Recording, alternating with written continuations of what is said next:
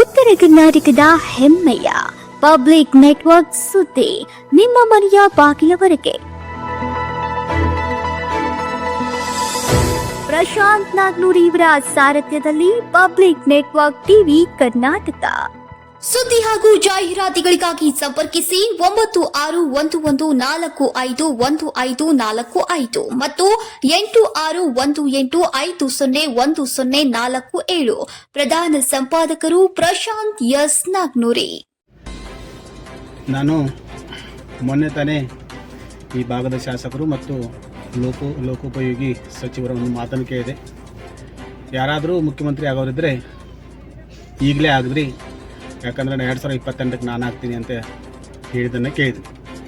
ನಾ ಇದಕ್ಕೆ ಪ್ರತಿಯಾಗಿ ಅವ್ರಿಗೆ ಹೇಳಕ್ಕೆ ಇಷ್ಟಪಡ್ತೀನಿ. ಸನ್ಮಾನ್ಯ ಸತೀಶ್ ಜಾರಕಿಹೊಳಿ ಅವರೇ, ಒಂದು ವೇಳೆ ಮುಖ್ಯಮಂತ್ರಿ ಆಗುವಂಥ ನಿಮ್ಮಲ್ಲಿ ಬಯಕೆ ಕನಸು ಇದ್ರೆ ಇದೇ ಸಲ ಆಗಿಬಿಟ್ರಿ. ಯಾಕಂದ್ರೆ 2028ಕ್ಕೆ ನೀವು ಶಾಸಕರಾಗೋದಿಲ್ಲ. ಯಾಕಂದ್ರೆ ಯಮಕನಮಡಿ ಮತಕ್ಷೇತ್ರ ಜನತೆ ನಿಮ್ಮನ್ನು ಸೋಲಿಸ್ತಾರೆ ಮತ್ತು ಆ ಪ್ರತಿಜ್ಞೆಯನ್ನು ಈಗಾಗಲೇ ಮಾಡಿ ಆಗೈತಿ. ಅದಕ್ಕಾಗಿ ನನ್ನ ಒಂದು ಸಲಹೆ ಏನಪ್ಪ ಅಂದ್ರೆ, ಏನಾದರೂ ಮುಖ್ಯಮಂತ್ರಿ ಆಗುವಂಥ ಕನಸು ನಿಮ್ಮಲ್ಲಿದ್ದರೆ ಈಗಲೇ ಮುಖ್ಯಮಂತ್ರಿ ಆಗ್ರಿ. 2028ಕ್ಕೆ ನೀವು ಮುಖ್ಯಮಂತ್ರಿ ಅಲ್ಲ, ಮಾಜಿ ಶಾಸಕರಾಗ್ತೀರಿ ಅಂತೇಳಿ ಈ ಮೂಲಕ ಹೇಳಕ್ಕೆ ನಾನು ಇಚ್ಛೆ ಪಡ್ತೀನಿ.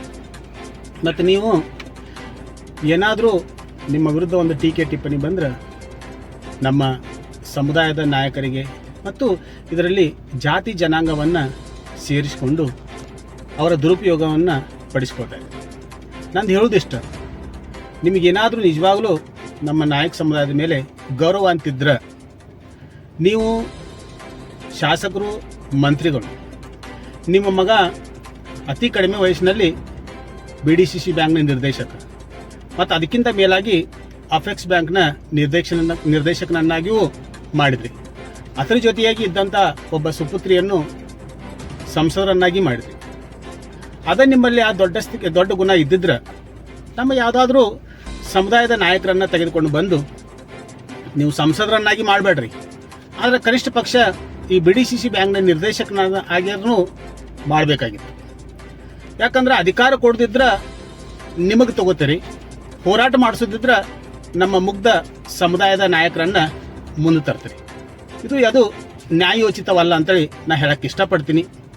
ಮತ್ತು ನೀವು ಈ ಭಾಗದಲ್ಲಿ ನಮ್ಮ ಯಮಕನಮಡಿ ಮತಕ್ಷೇತ್ರದ ವ್ಯಾಪ್ತಿಯಲ್ಲಿ ಸಾವಿರಾರು ಎಕರೆ ಗಂಟಲೆ ಜಮೀನನ್ನು ತಗೊಂಡಿದ್ದಾರೆ.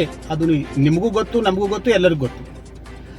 ಆ ಸಾವಿರಾರು ಎಕರೆ ಜಮೀನಿನಲ್ಲಿ ಎಷ್ಟು ಹಿಂದುಳಿದ ವರ್ಗದವರ ಮತ್ತು SC STಗಳ ಜಮೀನು ಇದೆ ಅಂತೇಳಿ ನೀವು ಸ್ಪಷ್ಟಪಡಿಸ್ಬೇಕು.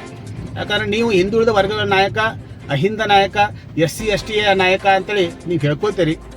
ಅಂತಹ ಹೇಳ್ಕೊಂಡು ತಿರುಗುವಂತಹ ಒಬ್ಬ ಸಮುದಾಯದ ಜನರ ಭೂಮಿಯನ್ನು ಕಬಳಿಸ್ತೀರಿ ಅಂದ್ರೆ ನೀವು ಯಾವ ರೀತಿಯಾದಂಥ ಒಬ್ಬ ನಾಯಕ ಅಂತೇಳಿ ನೀವು ಸ್ಪಷ್ಟಪಡಿಸ್ಬೇಕು. ಅದಕ್ಕಾಗಿ ನಾನು ನಮ್ಮ ಸಮುದಾಯದ ನಾಯಕರು ನಿಮ್ಮ ಪರವಾಗಿ ಹೋರಾಟ ಮಾಡ್ತಾರೆ. ಅವರಲ್ಲಿ ಕಳಕಳಿ ವಿನಂತಿ ಏನು ಮಾಡ್ಕೊತೀನಿ ಅಂದ್ರೆ, ಏನು ಸಾವಿರಾರು ಎಕರೆ ಜಮೀನನ್ನು ಸತೀಶ್ ಜಾರಕಿಹೊಳಿ ಅವರು ತೆಗೆದುಕೊಂಡಿದ್ದಾರೆ, ಅದರಲ್ಲಿ ನಮ್ಮ ನಾಯಕ ಸಮುದಾಯಕ್ಕೆ ಸೇರಿದಂತಹ ಜನರ ಭೂಮಿಯನ್ನು ವಾಪಸ್ ಕೊಡಿಸುವಂತಹ ಒಂದು ಹೋರಾಟವನ್ನು ಶೀಘ್ರ ನೀವು ಮಾಡ್ರಿ ಅಂತೇಳಿ ತಮ್ಮಲ್ಲಿ ನಾ ವಿನಂತಿಯನ್ನು ಮಾಡ್ಕೊತಾ ಇದ್ದೀನಿ. ಮತ್ತು ನಮ್ಮ ಅತಿ ಹೆಚ್ಚು ST ಜನಾಂಗ ಇರುವುದಂದ್ರೆ ಈ ಪಾಶಾಪುರ ಭಾಗದಲ್ಲಿ ಮತ್ತು ನಮ್ಮ ಹುದಲಿ ಭಾಗದಲ್ಲಿ ಇದೆ. ಈ ಪಾಶಾಪುರ ಭಾಗದಲ್ಲಿ ಅಂದ ತಕ್ಷಣ ಇಲ್ಲಿ ಈ ಗುಟಗುದ್ದಿ, ರಾಜಕಟ್ಟಿ ಮತ್ತು ಯಲ್ಲಾಪುರಲ್ಲಿ ಒಂದು ಏತ ನೀರಾವರಿ ಬರ್ತದೆ.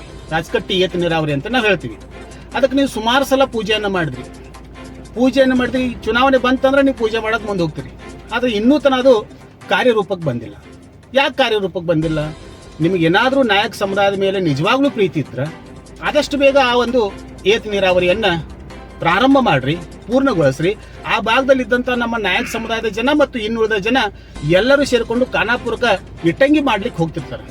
ಆ ಇಟ್ಟಂಗಿ ಬಟ್ಟಿ ಹೋಗುವಂಥ ಜನರು ಇಲ್ಲೇ ನೀರಾವರಿ ಆದ್ರೆ ತಮ್ಮ ಹೊಲದಲ್ಲಿ ನೀರನ್ನು ಹಾಯಿಸಿಕೊಂಡು ನೀರಾವರಿಯನ್ನಾಗಿ ಮಾಡಿ ಅಲ್ಲಿ ಬೆಳೆಗಳನ್ನು ತೆಗೆದು ಅವ್ರು ಆರಾಮಾಗಿ ಜೀವನವನ್ನು ನಡೆಸಬಹುದು.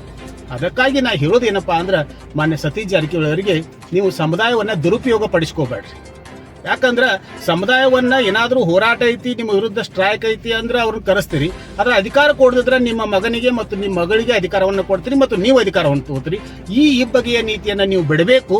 ಅಧಿಕಾರ ಕೊಡದಿದ್ರೆ ನಮ್ಮ ಸಮುದಾಯದ ನಾಯಕರಲ್ಲಿ ಬಹಳಷ್ಟು ಜನ ಅಲ್ಲಿ ಆ ಪ್ರಭಾವಿಗಳದಾರ, ನಮ್ಮ ನಾಯಕ ಜನಾಂಗದಲ್ಲಿ ಬಹಳಷ್ಟು ಜನ ಪ್ರಭಾವಿಗಳದಾರ.